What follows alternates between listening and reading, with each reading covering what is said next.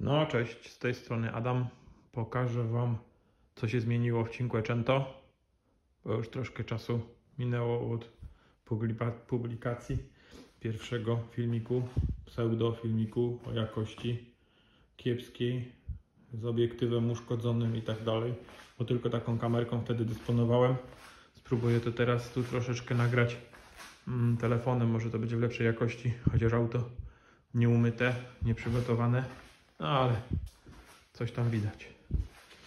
No dobra, może na początek to, co dla Was najważniejsze, czyli Was interesuje, co się zmieniło pod maską na pewno. A pod maską się zmieniło i to dość mocno. Dlatego, że wjechał tutaj zupełnie inny silnik, zupełnie inny sterownik. Mianowicie przeszliśmy z układu DC na układ AC, czyli pozbyliśmy się szczotek i tych elementów, które się zużywają w silniku DC. I mamy tu teraz takiego ślicznego aluminiowego Amerykanina. Spróbuję Wam pokazać tu z bliska, jak on wygląda. Taki fajny motorek elektryczny. Świetna sprawa, nie grzeje się w ogóle praktycznie, naprawdę ogromną moc ma. Ma 120 koni, 200 Nm. No i szarpie tym cinkusiem bardzo mocno. Kupa radości z jazdy jest, ale problemem jest trakcja. Trzeba umiejętnie się obchodzić z gazem, bo traci trakcję niemal momentalnie. Tu jak jeszcze jesteśmy pod maską, to Wam też pokażę, co wstawiłem. Wstawiłem tutaj rozpórkę, dlatego że po prostu no racji tego, że samochód już jest taki stary, ma 27 lat w tej chwili, zaczęły mi tutaj pękać kielichy powolutku, już je spawałem 2 razy. Tu u góry w okolicach nakrętek, śrub od MacPhersonów i dlatego po prostu zdecydowałem się to wzmocnić w ten sposób. I tu podziękowania dla pana Irka, dla chłopaków z firmy Górny Sport i naprawdę szacun dla nich, dlatego że zrobili to zdalnie, dosłownie. Ja tylko zrobiłem jakieś tam wstępne pomiary i chłopaki zrobili to na podstawie zdjęć tego, jak to wygląda. To jest zupełnie inaczej niż w zwykłym cinkusiu, także polecam Wam chłopaków, bo mistrzostwo świata. Zrobili to idealnie. Nie wspominając o tym, że świetnie dobrali kolor do tego, co chciałem, czyli żeby ta rozpórka nawiązywała do tych detali zielonych, jak już tak zacząłem, żeby to fajnie grało. No także tak to tu wygląda. Mamy w tej chwili nowy silnik, mamy nowy regulator obrotów tego silnika. To jest właśnie to urządzenie tutaj. Widać, że idą sobie tutaj 3 fazy. Tutaj mamy nowy stycznik, dedykowany też. No i mamy inny zadajnik prędkości. Jest teraz w takiej skrzyneczce, ale mniej więcej to samo, co było wcześniej, jak o to chodzi, o samą regulację. Trochę się zmienił układ bezpieczników tutaj. Inne mam sterowniki, przekaźniki, przepraszam. No troszkę inaczej teraz sterujemy. To chłodzenie to jest praktycznie niewymagane, ale zostawiłem duży radiator. Ale on naprawdę nie załącza się nawet w upałach i można ostro katować i mimo wszystko nie nagrzewa się. Świetna sprawa. No dobra, tak wygląda pod maską. A z zewnątrz co tam? No z zewnątrz tu mamy taki gadżet. Zobaczcie, zamontowałem sobie tu faldach. No fajna sprawa na lato. To prawda, wszystko ma plusy i minusy. W aucie jest zdecydowanie głośniej. No ale nie jest źle. No i tu wjechała inna tapicerka.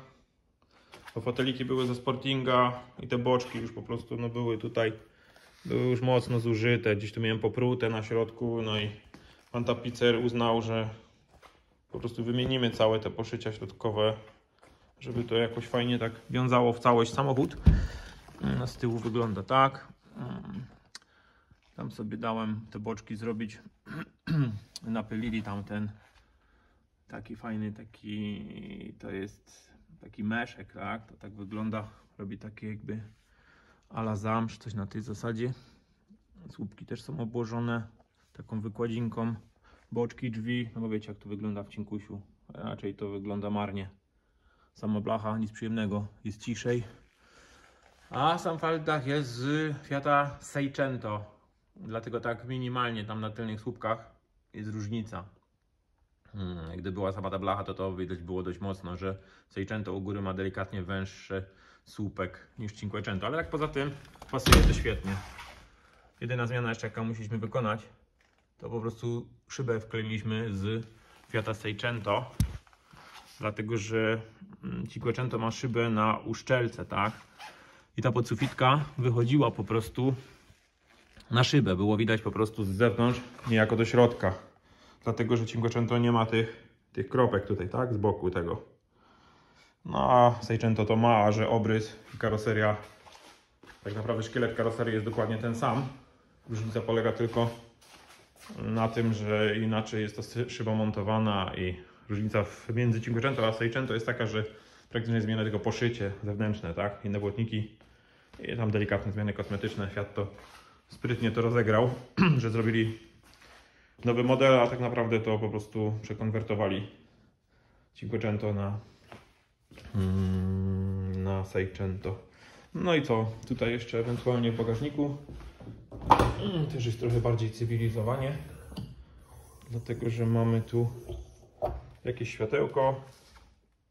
No i to sobie tutaj też poukładałem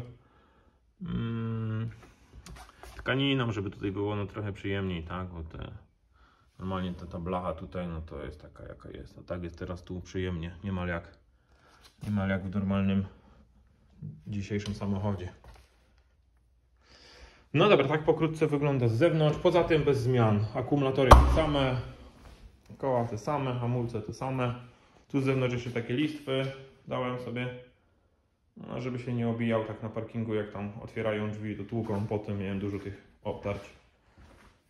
No i tak trochę auto jest odświeżone. No a jak to jeździ, to może w następnym filmiku pokażę Wam.